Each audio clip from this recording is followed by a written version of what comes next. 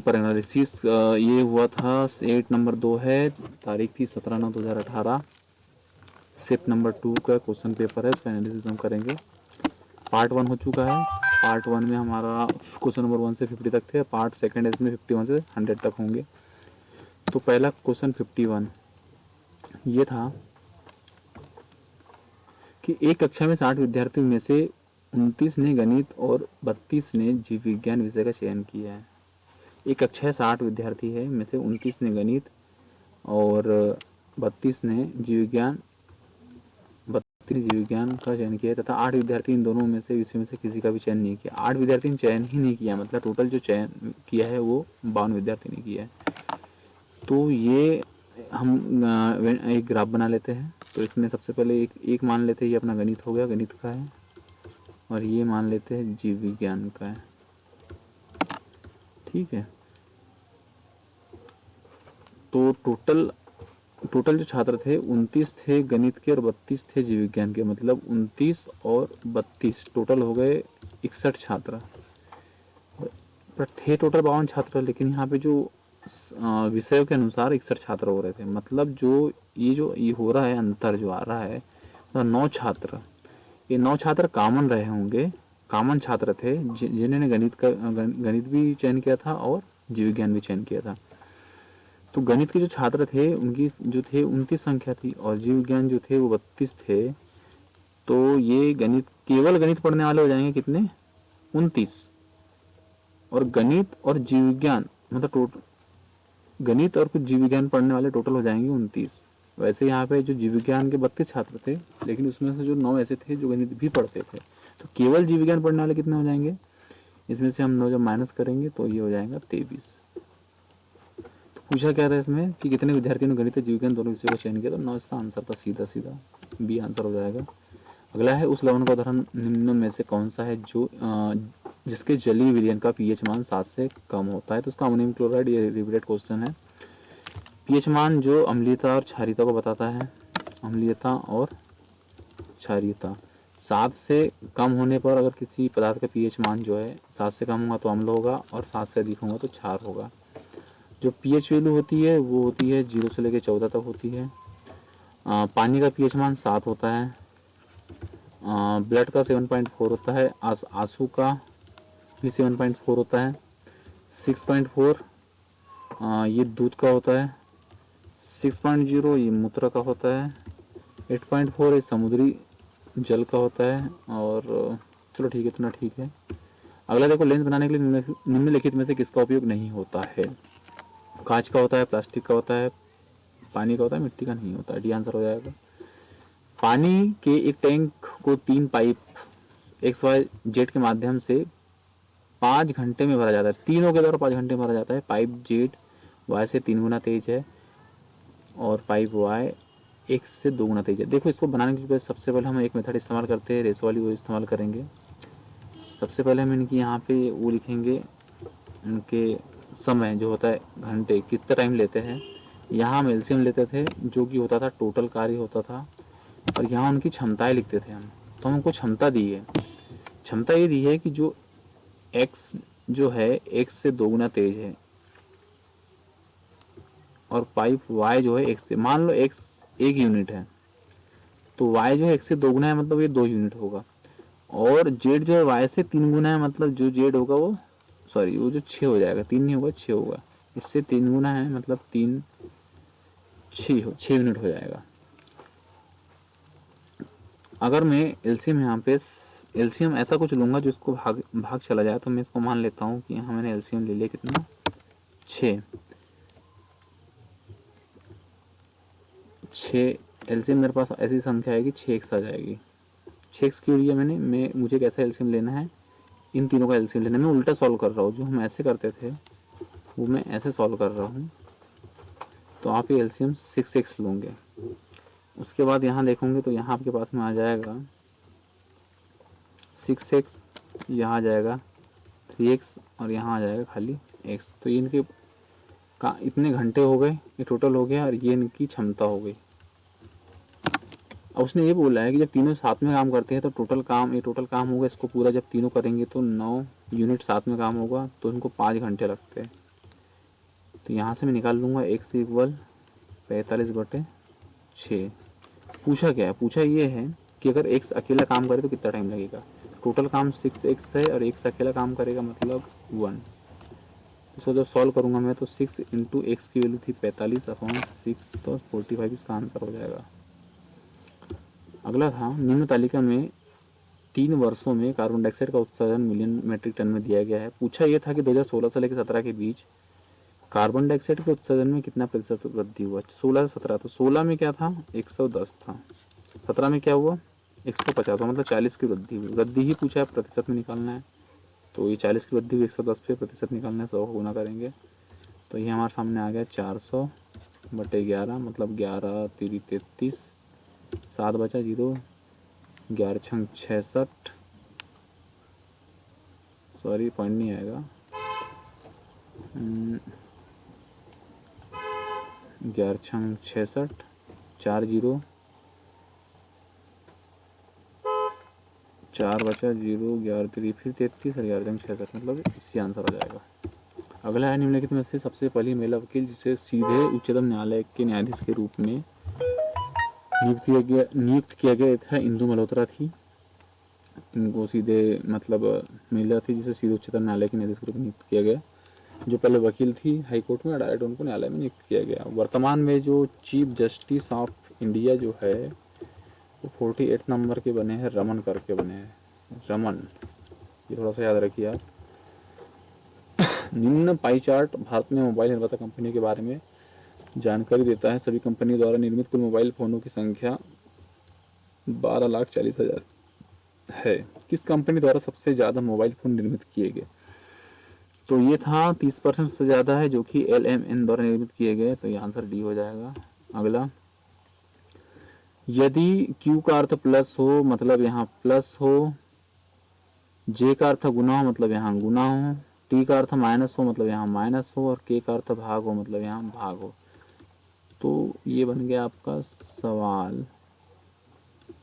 तो इसका सॉल्यूशन क्या होगा, सबसे पहले हम भाग सॉल्व करते हैं तो ये आ जाएगा 6 प्लस, फिर गुना सॉल्व करते हैं तो यहाँ 14 एंड देन 8, तो ये हमारे सामने आ गया 14 में से 8 गया 6, 6 6 12 भी आंसर हो जाएगा। अगला है गारो पहाड़ी कहाँ पर स्थित है, तो ये है भैया मेघालय में। गारो, खासी और जयंतिया, ये तीनों पहाड़ियाँ कहाँ पे स्थित है, मेघालय में स्थित है। अगला है एक आयत की लंबाई चौड़ाई का अनुपात 3:1 है, यदि इसका परिमाप 96 है तो आयत की लंबाई क्या होगी। देखिए यहाँ पे लंबाई चौड़ाई का अनुपात देकर रखा, तो L इक्वल 3x मान लेते हैं और जो चौड़ाई थी उसको मान लेते हैं हम x। अनुपात 3:4 कैसे होता है, जब L/W करेंगे तो 3x/x होगा, मतलब 3:1 आ जाएगा। ठीक है, ये समझाने के लिए था खाली। अब यहाँ पे हमारे सामने एक आयत है, लंबाई उसकी है 3x, चौड़ाई उसकी x है, परिमाप 96 मीटर है, तो ये चौड़ाई x और ये इधर लंबाई 3x। जब टोटल परिमाप देकर रखा 96, जो इसके बराबर होता है x plus 3x plus x plus 3x, मतलब ये 3 1 4 4 और 4 8, मतलब 8x के बराबर है, मतलब x जो आया वो आ गया हमारे पास में 12। पूछा गया तो आयत की लंबाई, तो आयत की लंबाई जो हो जाएगी क्या हो जाएगी 3 गुणित 12, मतलब 12 36 मीटर। अगला था कि 10 किलोमीटर प्रति घंटा की गति से चलने पर मधु अपने विश्वविद्यालय 15 मिनट देर पहुंचती है। अगली बार वह अपनी गति 2 किलोमीटर प्रति घंटा बढ़ा देती है, परंतु फिर भी वह 5 मिनट देर से पहुंचती है। तो उसके घर से उसके विश्वविद्यालय की दूरी क्या है। मान लो इसका घर है और ये स्कूल है, बीच की डिस्टेंस जो है वो है d। अब एक फार्मूला हमको पता है, जो चाल होती है वो होती है दूरी बटे समय। मान लो उसको t समय लगता हो d दूरी तय करने के लिए। चाल जब उसकी 10 किलोमीटर प्रति घंटा होती है तो उसको d दूरी तय करने में जो समय लगता है उस समय से उसको लग रहा है 15 मिनट अधिक। तो ये 15 मिनट इसको मैं घंटे में बदलूंगा, क्योंकि यहाँ सारी जो चल रहा है मेरा किलोमीटर प्रति घंटा में टाइम चल रहा है, इसलिए मैं मिनट को घंटे में बदल दिया। अब क्या होता है, अब यदि वो 2 किलोमीटर प्रति घंटा बढ़ा देता है तो 10 के जगह 12 किलोमीटर प्रति घंटा चाल हो जाती है, और उसी दूरी को तय करने में उसको जो t समय है उससे अब 5 मिनट अधिक लगता है। तो 5 मिनट को फिर मैंने घंटे में चेंज कर लिया। अभी मेरे सामने 2 इक्वेशन होगी, मैं इसको रिसॉल्व करूँगा और आंसर लाऊंगा। तो ये हुआ मेरा 1/4 और ये हुआ मेरा 1/12। इसको जब सॉल्व करता हूँ मैं तो 10t plus 10/4 equal D. Okay, equation number first. इसको जब सॉल्व करता हूँ तो ये आ जाता है मेरे पास 12t प्लस 1 इक्वल डी। अब इस डी की वैल्यू जो निकाली है मैंने वो यहाँ पुट कर दूंगा डी की जगह। तो ये हो जाएगा 10t plus 10/4 equal 12t plus 1। इसके जब आगे सॉल्व करूँगा तो ये 10t को इधर लाऊंगा और ये 1 को उधर ले जाऊंगा तो मेरे सामने बचेगा 2t इक्वल 10/4 माइनस 1। तो इट विल बी 6/4। तो मेरे सामने जो चीज़ बच रही है वो आ गया 2t इक्वल 6/4। मतलब t जो हुआ वो आया मेरे पास 3/2। मतलब t इक्वल आया मेरे पास 3/4। पर मुझे पूछा गया डिस्टेंस, तो t हमारे पास आ गया है 3/4। अब इस t की वैल्यू मैं किसी भी इक्वेशन में रख दूंगा तो मैं ये रखूंगा यहाँ पे। तो ये आ जाएगा मेरे पास 12 इंटू टी रखूंगा मैं 3/4 प्लस 1। तो 4 3 12 3 9 प्लस 1 मतलब 10। अगला क्वेश्चन देखते हैं कि नई दिल्ली में संपन्न हुए 7वें स्मॉल बिजनेस अवार्ड में किसे स्टार्टअप ऑफ द ईयर 2017 पुरस्कार प्रदान किया गया। तो ये था मिल्क बास्केट। अगला क्वेश्चन था कि दर्पण को MN रेखा पर रखे जाने पर निम्न चित्र का दर्पण प्रतिबिंब क्या होगा। तो ये रहेगा, यहाँ बनेगा ये, फिर यहाँ जो बनने वाला है उसमें इस साइड आएगा डार्क और यहाँ बनने वाला है डिब्बा और यहाँ राउंड। ये ऐसा कहाँ है, तो ये इसका आंसर हो जाएगा ए। अगला क्वेश्चन है, आपको एक प्रश्न और 2 कथन दिए गए हैं। प्रश्न का उत्तर देने के लिए क्या आवश्यक है, पढ़िए। ये था कथन ये था ए के से छोटा है और एम के, मतलब 3 चीज़ें हैं यहाँ पे। आपको पहले 3 चीज़ें से बना लेनी है कि एक ए है, एक के है और एक एम है। ए के से छोटा है तो ए जो है इसको के से छोटा बनाइए आप, के से छोटा बना, ए को के से छोटा बना दिया। और एम ए से छोटा है, जो एम है वो ए से भी छोटा है, मतलब उसको इतना छोटा रहने दीजिए। पूछा ये है यदि हम सबसे छोटे से लंबे में व्यवस्थित करें, छोटे से लंबे में व्यवस्थित करते हैं तो कौन सबसे अंत में खड़ा होगा। तो इसका आंसर क्या आएगा, मतलब ये एक साथ दोनों आवश्यक हैं, तो इसका आंसर हो जाएगा। अगला था, शिक्षक कक्षा में जिस तरह संबंधित है उस तरह चालक वाहन। जो शिक्षक होता है वो एक क्लास, शिक्षक की क्लास होती है जहाँ पे वो अपना काम करता है या फिर जहाँ पर वो शिक्षा देता है, जहाँ वो बैठता है, वो एक कक्षा होती है। वहाँ जो चालक होता है वो, उसके लिए एक वाहन होता है जहाँ पे वो बैठता है। उसके बाद है, धातुओं के किस गुण के कारण उसके पत्तल, मतलब पत्तर फाइल बनाने में आसानी होती है। मतलब ये, मतलब बोला जाता है इसको चादर। तो इसका आंसर है आघातवर्धनी होता है। ये बहुत आघातवर्धनी होता है, इसको पीट के इसको चादर बना दिया जाता है। अगला है, उस विकल्प का चयन करें। मतलब यहाँ देखिए, ये यहाँ क्या आएगा, ये तीनों के वर्टेक्स ऊपर है। यहाँ देखो, यहाँ यहाँ तीनों के वर्टेक्स ऊपर है, ये डाउन आ गया। यहाँ फिर ये तीनों के वर्टेक्स ऊपर है, ये लेफ्ट आ गया। मतलब यहाँ भी तीनों के वर्टेक्स ऊपर रहेंगे और ये राइट हो जाएगा। मतलब ऐसा कहाँ पे है, यहाँ, ये आंसर हो जाएगा अपना सी। अगला है, एफ एस और डी का पिता है। जो एफ है वो जो पिता है, मतलब मेल है। एस और डी का, डी की बुआ की बेटी, डी की बुआ की बेटी मतलब इनकी बहन होगी, जो भी होगी फीमेल, उनकी जो बेटी ई है। तो एफ का और ई का संबंध क्या होगा, मामा का। आंसर हो जाएगा ए। सामाजिक मुद्दों पर सर्वश्रेष्ठ फिल्म के लिए 64वें राष्ट्रीय फिल्म पुरस्कार का अवार्ड, 2017 का अवार्ड, ये पिंक ने जीता था। अभी जो 66वां फिल्म फेयर अवार्ड हुआ था उसका अवार्ड मिला था उरी द सर्जिकल स्ट्राइक और अंधाधुन पिक्चर को। उसके बाद जो 67वां अभी हुआ था अवार्ड, उसका मिला है छिछोरे मूवी को। छिछोरे जो कि सुशांत सिंह राजपूत की थी, उसके बाद अगला क्वेश्चन है कि प्रत्येक माह कृतिका अपनी आय का 30% घर के किराए पर खर्च करती है। मान लो कि उसके पास उसकी आय 100% है, यह है आय, ठीक है, 100%। अब ये खर्च जो हम देख रहे हैं 30% खर्च करती है काय पे, अपने किराए पे, और शेष बचा है जो 70% है उसका 60%, इस 70% का जो 60% है वो खर्च करती काय पे, घरेलू व्यय पे। तो ये 30% तो उसने उस पर खर्च किया काय पे, किराए पे, और 70% का 60% जब खर्च करेंगे तो 6×42, मतलब 42% वो खर्च कर लेती काय पे,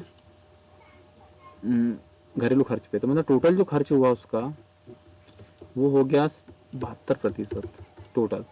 आय 100% थी, खर्च 72 हो गया, मतलब जो बचा है बचत वो हो गई इसको कितना, 28%। और ये 28% के बराबर बचत 6300 के, क्योंकि 6300 उसको बचत हो रही है।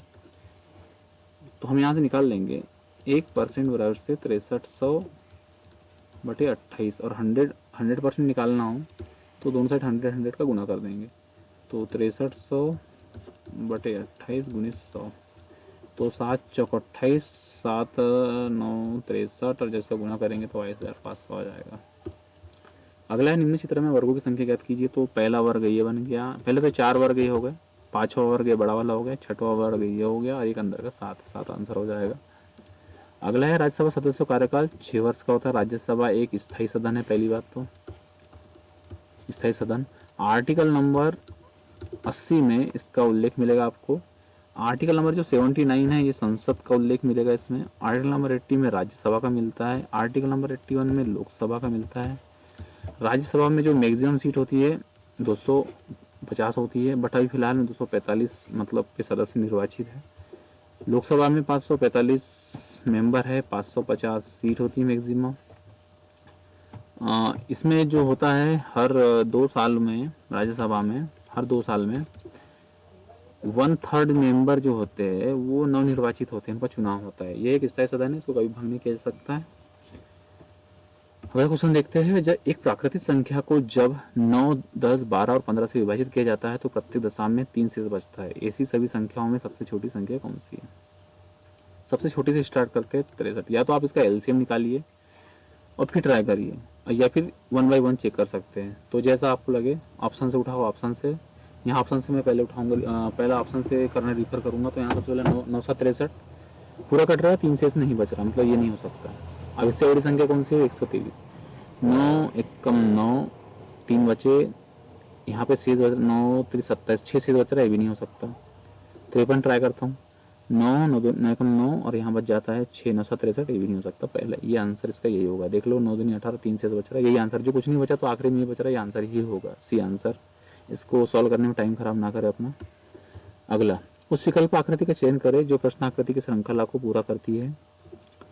सबसे पहले किसी भी एक चिन्ह को देखिए, जो 1 पे था 3 पे पहुंच गया, मतलब जो साइन पहले है वो 3rd नंबर पे जाएगा। तो पहला साइन जो था वो 3rd नंबर पे, पहला 3rd पे गया। चलो ये इसको रहने दो, अपन इससे समझ में नहीं आ रहा तो ना। सेकंड देखो, सेकंड वाला जो था वो सेकंड पर ही है, यहाँ सेकंड वाला सेकंड पे है, थोड़ा गड़बड़ है यहाँ पे। ये इसको ध्यान से देखो, ये वर्टेक्स इस साइड में है, ये अप है, ये इस साइड में है। तो यहाँ जो ब्लैक वाला आएगा वो नीचे होगा कुछ इस तरीके से। इसके बाद जो आएगा उसका जो वर्टेक्स रहेगा वो नीचे रहेगा, जो डार्क वाला रहेगा। तो वर्टेक्स के नीचे किसका है? एक इसका है और एक इसका है।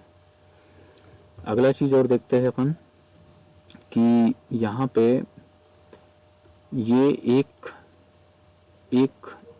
मतलब एक बार यहाँ स्लाइड हुआ है, तीसरी से चौथी पोजीशन पे गया है यहाँ आने पे, और यहाँ इस आने पे चौथी से पहले पे आ गए, फिर यहाँ आने पे पहले से दूसरे पे जाएगा। तो ये पोजीशन दूसरे नंबर पे कहाँ पे है? इन दो में से यहाँ पे। तो इसका डी आंसर हो जाएगा। अगला है, नीचे एक कथन और उसके बाद दिए गए दोनों तर्कों को पढ़े। तालाब और झीलों के संरक्षण के लिए सख्त कानून होना चाहिए। पहला, हाँ, आने वाली पीढ़ियों के लिए स्वाभाविक रूप से जल स्तर को बनाए रखेगा। यह पक्षियों के प्रवासन को भी प्रभावित करता है। बिल्कुल सही है, ये तर्क है। तर्क हो सकता है, निष्कर्ष निकालते टाइम हमें एज इट इज जैसा इसमें है एकदम वैसा कि वैसा ही वही सब भले ना मिले, लेकिन उसका मीनिंग वही होना चाहिए।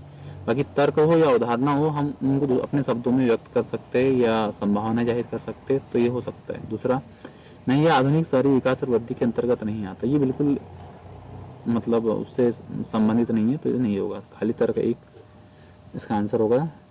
अगला है, कथन था प्रधानाध्यापिका ने सभी कर्मचारियों की अनुशासन के मुद्दे पर बहुत जरूरी पॉइंट है, चर्चा करने के लिए एक बैठक बुलाई। पहला उदाहरण, कुछ अनुशासनात्मक मुद्दे थे जो पहले उठाए गए थे। हाँ, उठाए गए थे, तभी उन मुद्दों पर चर्चा हो रही, बिल्कुल सही। दूसरा, प्रधानाध्यापिका सभी को एक साथ संबोधित करना चाहती है। संबोधित अगर करना चाहती थी तो वो अनुशासन के मतलब बैठक अनुशासन के मुद्दा यहाँ पहले ही उन्होंने स्पेसिफाई कर दिया है कि इस मुद्दे पर बात होगी, मतलब उस मुद्दे के लिए बुलाया, ना कि उनको संबोधित करने के लिए। संबोधित करने के लिए और दूसरे भी कारण हो सकते हैं, तो ये नहीं होगा, खाली पहला अंतर्निहित होगा। अगला, 21 प्रेक्षणों का माध्य 40 है। 21 प्रेक्षण थे, उनका माध्य 40 था। अब क्या होता है कि जो 10 प्रेक्षण में से प्रत्येक का मान 21 बढ़ा दिया जाए। मान के चलिए 21 प्रेक्षण में से 10 प्रेक्षण थे, उनके मान 10 बढ़ा दिए, मतलब 210 बढ़ चुके हैं पॉइंट। 10 प्रेक्षण थे, एक प्रेक्षण पे 21 पॉइंट बढ़ा है, तो 10 प्रेक्षण के जब बढ़ाएंगे तो 210 पॉइंट बढ़ जाएंगे। तो होगा क्या, टोटल प्रेक्षण तो 21 थे, मतलब जो 10 पॉइंट बढ़ेंगे, हर एक जो पहले माध्य था उसमें 10 बढ़ जाएगा।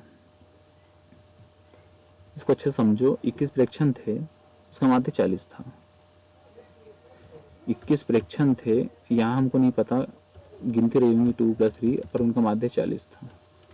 तो टोटल जो थे 10 प्रेक्षण। अब उसके बाद की कहानी है कि 10 प्रेक्षण में से प्रत्येक का 21 मान बढ़ा देते हैं, मतलब जो ये इसको आप गुना करेंगे तो यहाँ जो योग था, 21 प्रेक्षणों का जो योग था वो आ जाएगा 4 एकम 4, 4 दूनी 840। अब 10 प्रेक्षणों में प्रत्येक का मान 21 बढ़ा दिया, मतलब इसमें 210 बढ़ जा रहा है, मतलब हमको जो अब योग मिल रहा है वो ये मिल रहा है 1050। और अब टोटल प्रेक्षण 21 है, तो जब 21 से भाग देंगे तो ये आ जाएगा 50 आंसर हो जाएगा। नया माध्य जो आएगा 50 बन के आंसर आएगा। अगला क्वेश्चन है, 48 लोग किसी काम को 17 दिन में कर सकते हैं। 6 दिन बाद 4 कामगार काम छोड़ के चले जाते हैं, तो इसके बाद से काम पूरा करने में कितने दिन लगेंगे। 48 लोगों का काम है और उनको 17 दिन लगते हैं, मतलब हाँ, यहाँ हमारे पास काम की यूनिट आ जाएगी कि इतना यूनिट काम होता है, या इतनी हाजिरी बोल सकते हैं, इतनी हाजिरी काम होता है। अब इन 48 लोगों ने ही 6 दिन काम कर चुके हैं, 6 दिन काम कर चुके हैं, तो जो अब शेष काम बचा है वो कितना आ जाएगा, तो इसमें से इसको माइनस कर देंगे, तो ये 48 × 17 माइनस 48 × सॉरी इसको हटा देते हैं, 48 × 6, ये शेष काम, अब इतना काम बचा है। अब इस काम को कितने लोग कर रहे हैं, 6 दिन बाद 4 छोड़ देते हैं, तो 48 करते थे, तो अब 44 लोग कर रहे हैं, अब 44 लोग कर रहे हैं, तो यहाँ से वो निकल जाएगा कि कितने दिन लगेंगे। तो यहाँ से मैं क्या करता हूँ, इसको सॉल्व करने के लिए 48 कॉमन निकालता हूँ, अंदर बचेगा 17 माइनस 6 और नीचे 44, तो 4 से 4 एकम 4, 4 दूनी 8 और 4 11 44, मतलब 12 गुणित 17 में से 6 गए 11/11, मतलब 12 दिन और लगेंगे अगर 44 आदमी काम करेंगे तो शेष काम को पूरा करने के लिए। अब है, निम्नलिखित में से कौन सा विकल्प कुछ निश्चित पदार्थों के अपवर्तक सूचकांक को सही आरोही क्रम में दर्शाता है।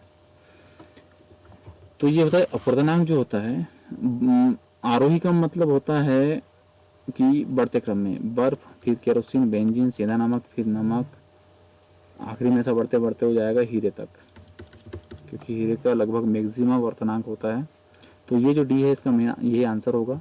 इसमें आप 2-3 चीज़ों को याद रखिए, जैसे ये 2.42 ये अपवर्तनांक होता है हीरे का, 1.33 ये पानी का होता है, और ये कचाव जल का भी होता है। ये कचाव जल आँख में होता है, आइरस में, उसका भी 1.33 ही अपवर्तनांक होता है। दिए गए कथनों और निष्कर्षों को ध्यानपूर्वक पढ़े और चुने कि कौन से निष्कर्ष तार्किक रूप से कथन का अनुसरण करते हैं। पहला कथन था सभी नीले रंग है, तो सभी नीले रंग है, सभी नीले रंग है, ये जो नीले है ये सभी नीले रंग हो गए। उसके बाद सभी रंग शेड है, तो सभी रंग क्या हो जाएंगे, शेड हो जाएंगे। तो निष्कर्ष ये था कि सभी नीले शेड है, सभी नीले शेड है, बिल्कुल सही है। कुछ शेड रंग है, कुछ शेड, कुछ शेड, शेड का कुछ हिस्सा क्या रंग है, बिल्कुल सही है। मतलब दोनों दोनों अनुसरण करते हैं, दोनों इसका अनुसरण करते हैं। अगला सवाल था हमारा, कोड भाषा में लक को ये लिखा जाता है। अब देखिए L L U you, L को ने 2 लिखा, मतलब एल का जो कोड होता है वो होता है 12, तो इकाई अंक का 2 लिखा है। यू का कोड जो होता है वो होता है 21, इकाई अंक का 1 लिखा है, यू को ई। सी का 3 होता है, के का होता है 11, तो इकाई अंक 1 लिखा। तो सिमिलर इसका आखिरी अंक पूछा है उसने, तो एक्स जो होता है वो आता है 24 नंबर पे, तो आखिरी का अंक 4 होगा, इसका आंसर हो जाएगा बी। अगला क्वेश्चन है, किसी तत्व के समस्थानिकों की द्रव्यमान संख्या 298 है, तो इसके नाभिक में 189 न्यूट्रॉन है, तो इसकी परमाणु संख्या कितनी होगी। तो द्रव्यमान संख्या जो होती है, द्रव्यमान संख्या जो होती है वो होती है न्यूट्रॉन की संख्या प्लस परमाणु संख्या, परमाणु संख्या। द्रव्यमान संख्या दे के रखी 298 इक्वल न्यूट्रॉन की संख्या दे के रखी है 189, तो हम परमाणु संख्या निकाल सकते हैं। तो 289 मतलब 89, तो ये आ जाएगा 109, ये आंसर आ जाएगा। अगला क्वेश्चन देखते हैं हम। अगला जो था, निम्नलिखित में से कौन सा विकल्प आवर्ती दशमलव का उदाहरण है। आवर्ती मतलब होता है कि बार बार आना, मतलब पॉइंट के बाद जिसको अपन बार बोलते हैं। तो हम ट्राई करते हैं, पहला ऑप्शन लेते हैं, 24 बटे 60 ले लेते हैं ना। तो 6 चौक 24, 6 दाए 60, तो ये 0.4 इसका आंसर है, मतलब ये 0.4 खत्म, इसके बाद कुछ नहीं होने वाला। सेकंड देखते हैं, इसको जब लेते हैं तो 24 एकम 24 है, 24 पंचे 120, तो इसको जब सॉल्व करेंगे तो 0.2 हो जाएगा। उसके बाद सी देखते हैं 24/90, तो इसको अपन जब सॉल्व करते हैं तो 6 से करते हैं 6 चौक 24, और इधर करते हैं 6 कम 6 6 पंच 6 चौक 24 और 6 कम 6 6 पंच, सॉरी 6 कम 6 6 पंच 30, यहाँ सॉरी यहाँ 15 आना, एक आना था यहाँ पे, 6 कम 6 6 पंच 30। अब इसको जब सॉल्व करने जाऊँगा मैं तो 15 का भाग नहीं जाता, 0 लगेगा, 15 दूनी 30, 10 बचा, 15 छक्कन 90, फिर 10 बचा, 15 छक्कन 90, फिर 15 छक्कन 90, मतलब ये बार चला, ये आवर्ती, इसका आंसर हो जाएगा सी। अगला देखो, यदि मैं एक वस्तु को 595 में बेचता हूँ और मुझे 90% का लाभ होता है, इतने में बेचने पर 90% का लाभ, मान लो कोई चीज़ 100 रुपये में खरीदी थी और मुझे एक्स का ही 19%, सॉरी 90 नहीं 19% का, सॉरी मैं 90 बोला, 19% का वो लाभ कमाता है और उसको 595 में बेचता है। या इसको डायरेक्ट आप ऐसे लिख सकते हो कि 119 x/100 इक्वल 595, जैसा तुमको अच्छा लगे। इसको सॉल्व करने पर 119/100 ही आता है। तो जब इसको सॉल्व करोगे तो ये हो जाएगा, ये इसको सॉल्व करने पर ये आएगा। जब इसको देखोगे तो 119 से कटता है कितने बार, 5 बार, तो x की वैल्यू आ जाएगी 100, उधर चल जाएगा तो 500, मतलब वो चीज़ जो थी वो 500 में आपने खरीदी थी। अब आप उसको 475 में बेच रहे हो, मतलब 25 रुपये का नुकसान कर रहे हो 500 के ऊपर। तो जो आपको यहाँ हानि हो गई है, तो हानि कितनी हुई है, 5% की, तो 5% हानि 20 का आंसर हो जाएगा। अगला है, दो संख्याओं का महत्तम समापवर्तक 11 है, लघुत्तम समापवर्तक 330 है, इसमें से एक संख्या 55 है, दूसरी क्या होगी। दूसरा एक फार्मूला होता है कि LCM इंटू HCF बराबर से पहली संख्या गुणित दूसरी संख्या। LCM दे के रखा था 330, HCF दे के रखा था 11, पहली संख्या दी थी 55, दूसरी निकालना था। 11 से 11 55, 55 का 5 इधर आएगा, इसको काटेगा, 5 छक्के 30, 5 छक्के 30, 66 आंसर आ जाएगा। अगला था, 90वें ऑस्कर अवार्ड में किस मूवी ने द बेस्ट पिक्चर अवार्ड जीता। तो ये थी भैया the shape of water, the shape of water, ये थी ये 2018 की मूवी थी। 2019 में किसने जीता, तो 2019 में जीता था ग्रीन बुक ने। 2020 किसने जीती थी, 2020 में जीता था पैरासाइट ने। 2021 में ऑस्कर अवार्ड जीतने वाली मूवी, वो मूवी का नाम था 2021 में, जो सॉरी 2021 में था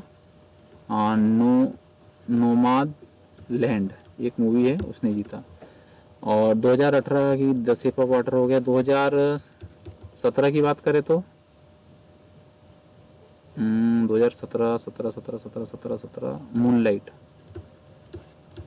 तो इनकी जरूरत नहीं, आप सबसे ज़्यादा अभी का याद रखिए 2020 का, 20 का और 21 का याद रखो। 20 का पैरासाइट और एक होता है मोनाद लैंड, उसको याद रखो। अगला, भारत को अपना पहला आधुनिक जलमार्ग विकसित करने में सहायता के लिए विश्व बैंक द्वारा कितनी राशि दी गई? तो इसका आंसर था 375 मिलियन।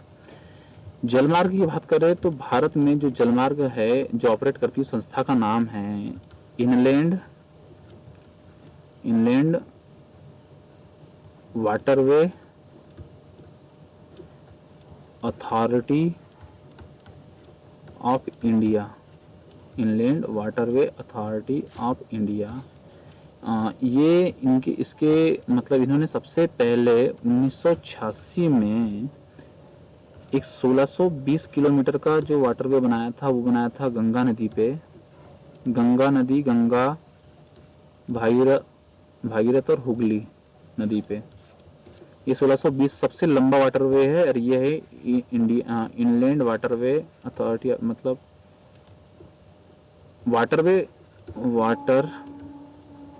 पहला है, इसका नाम है। और एक है वाटरवे जो दूसरा है प्रमुख, ये दूसरा वाटरवे जो है वो है अपनी ब्रह्मपुत्र नदी के ऊपर, ब्रह्मपुत्र नदी के ऊपर है और इसकी लंबाई है 891। ये है असम के सादिया से बांग्लादेश तक है, ये बांग्लादेश के किनारे तक है। ये 891। टोटल जो वाटरवे की संख्या है अपने इंडिया में 111 है, छोटे बड़े सारे मिला के, जो नेशनल वाटरवे है, नेशनल वाटरवे NW। अगला देखते हैं, उस देश का नाम बताइए जो निशानेबाजी में संयुक्त विश्व कप की 2019 में मेजबानी करेंगे। तो उसका आंसर है भारत। निशानेबाजी में कुछ प्रमुख प्लेयरों के नाम, जैसे अभिनव बिंद्रा, ये भाई साहब ने 2008 में एक था बीजिंग ओलंपिक में गोल्ड मेडल जीता था, इंडिया को गोल्ड दिलाया था 10 मीटर पिस्टल में, मतलब निशानेबाजी में। ये बहुत इसे गोल्डन मैन बोला जाता है भारत का।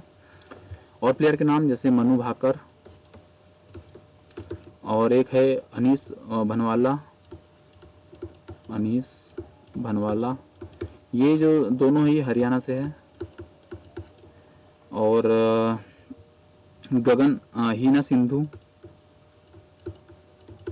हीना सिंधु ये पंजाब से है। गगन नारंग ये चेन्नई से है। ये कुछ है प्लेयर, इनके नाम आप याद रखो, पूछा जाता है कभी कभी। किसी परमाणु का उप परमाणु कण नहीं है। तो परमाणु के अंदर इलेक्ट्रॉन होता है, न्यूट्रॉन होता है, प्रोटॉन होता है, जेनान बिल्कुल नहीं होता है। इलेक्ट्रॉन पे जो आवेश होता है 9.1 × 10⁻⁻, गलत हो गया, 1.6 क्या था इलेक्ट्रॉन जो 1.6 × 90 पावर, मुझे कुछ याद नहीं आ रहा है। इलेक्ट्रॉन पर जो आवेश होता है 1.6 × 10⁻⁻, हाँ 1.6 × 10⁻⁻90 गुलाम होता है। ये गैस प्रोटॉन पे होता है लेकिन प्लस में होता है। न्यूट्रॉन न्यूट्रल होता है। अगला देखो, खोज की बात करें तो न्यूटन की खोज चैडविक ने की थी, इलेक्ट्रॉन की खोज जे थॉमसन ने की थी, प्रोटॉन की खोज गोल्डस्टीन ने की थी।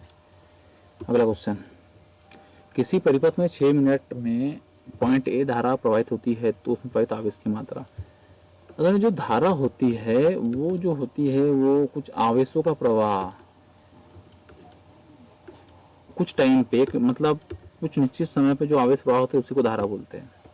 धारा देके रखिए अपने को 0.6 एम्पियर, क्लियर है। और आवेश पूछा है हमसे और टाइम हमको दिया है 6 मिनट, तो हम इसको 6 मिनट को सेकंड बदल लेते हैं। ये कुलाम में, ये सेकंड में हो गया। तो आवेश की मात्रा जब देखेंगे तो जब इसको गुना करेंगे 0.6 × 60 × 6, तो ये आवेश आ जाएगा। क्यू से शो करते हैं इसको, तो ये हमारे पास आ जाएगा 216 कुलाम। डी आंसर हो जाएगा, डी। अगला क्वेश्चन देखते हैं, किस वस्तु का भार सर्वाधिक होता है? किसी वस्तु का भार सर्वाधिक कहाँ पर होता है? एक ध्रुव पे सर्वाधिक होता है। यदि पृथ्वी की घूर्णन गति अगर रुक जाए तो भूमध्य रेखा पर मैक्सिमम होगा। अगर घूर्णन गति पृथ्वी की रुक जाती है तो। अगला है निम्नलिखित में से विषम की पहचान कीजिए। तो ये इसका एक मतलब वो दर्पण प्रतिबिंब है, इसका दर्पण प्रतिबिंब ये है, इसका दर्पण प्रतिबिंब ये है, ये नहीं है, मतलब सी इसका आंसर हो जाएगा, मतलब डी। अगला है कथन है निष्कर्ष है। सभी रेजर ब्लेड है, सभी रेजर ब्लेड है और सभी ब्लेड धातुएं हैं। धातुएं निष्कर्ष देखो, सभी धातु इरेजर है क्या? कि सभी धातु इरेजर है? नहीं है, कुछ धातुएं, धातुओं का कुछ हिस्सा ही इरेजर है, ये तो गलत हो गया। दूसरा, कुछ धातुएं ब्लेड है, कुछ धातुएं ब्लेड है, बिल्कुल सही दूसरा। तो केवल निष्कर्ष दो अनुसरण करता है। अगला क्वेश्चन है कांस्टेंटन जो होता है धातु किसको मिश्रित करके बनाया जाता है? तो इसका आंसर है कॉपर और निकिल को। कुछ और देख लेते हैं। एक साल्डर होता है, साल्डर में क्या होता है? एक टीन होता है और लेड होता है, इससे बनता साल्डर। एक कॉपर और अगर एल्युमिनियम को मिला दिया जाए ना तो यहाँ बनता है एक कृत्रिम सोना। और यदि टीन और कॉपर को मिला दिया जाए तो बनता है कांसा। और यदि जिंक और कॉपर को मिला दिया जाए तो बन जाता है पीतल। ठीक है, ये कुछ है, इसको आप याद रखिए। अगला देखते हैं। निम्न में से विषम को चुनना है। ये माइनस, ये भागित, ये धन, तो ए एम आंसर आ जाएगा डी, मतलब बी आंसर हो जाएगा। ये एम, ये सारे मैथ्स के साइन हैं, ये एक अल्फाबेट का साइन है। अगला क्वेश्चन है राम सेतु निम्नलिखित में से कहाँ स्थित है? राम सेतु है पाक जल डमरू। कील नहर के बारे में देख लो। कील नहर जो है ये जर्मनी की है, जो कि 98 किलोमीटर लंबी है। बेरिंग जो जल संधि है ना, वो एक ऐसा आपने देखा होगा, अलास्का है यहाँ पे और यहाँ ये रसिया है, तो इसको बोलते हैं बेरिंग जल संधि। मतलब ये दोनों के बीच का जो जल क्षेत्र होता है बेरिंग जल संधि। जिब्राल्टर जो है ये मान लो ये स्पेशली ये यूरोप हुआ और नीचे अफ्रीका हुआ, इसके बीच में है जिब्राल्टर जल संधि। तो यूरोप का एक स्पेन जगह है, स्पेन, और जिब्राल्टर जो है मतलब यहाँ पे मोरक्को करके है, उसका क्षेत्र है। इसके बीच की जो स्ट्रेट है, स्ट्रेट बोलते हैं जल संधि को, स्ट्रेट इंग्लिश में। ठीक है, तो यहाँ पे जिब्राल्टर जल संधि है। अगला है मछलियों के हृदय में कितने कक्ष होते हैं? तो इसका आंसर है 2। स्तनधारी जितने होते हैं, जैसे मानव स्तनधारी जितने होते हैं उनके जो हार्ट के कक्ष की संख्या 4 होती है।